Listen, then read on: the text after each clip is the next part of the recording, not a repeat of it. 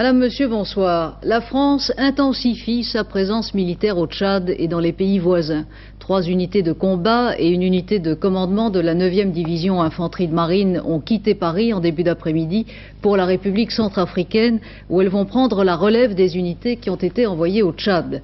Un général chargé de coordonner la mission militaire au Tchad sera prochainement envoyé à N'Djamena. Le ministre de la Défense, Charles Hernu, l'a annoncé au président de la Commission de défense de l'Assemblée nationale. La présence de nos soldats fait partie de la dissuasion qui peut faire progresser la solution diplomatique recherchée, a déclaré M. Hernu, qui à Roissy a passé en revue avant leur départ les troupes envoyées aujourd'hui.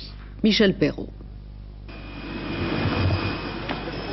Aéroport de Roissy-Charles de Gaulle, 12h30.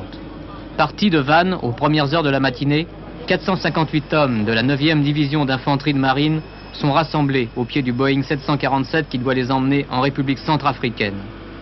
Ils partent à Bangui, relever des troupes envoyées précédemment au Tchad.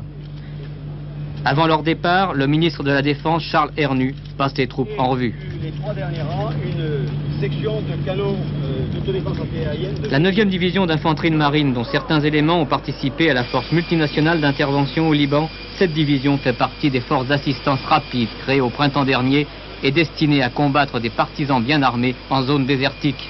Je pense que la France n'aura pas à se servir, mais qui montre en tout cas la volonté du gouvernement français unanime d'assumer avec nos armées la protection du Tchad.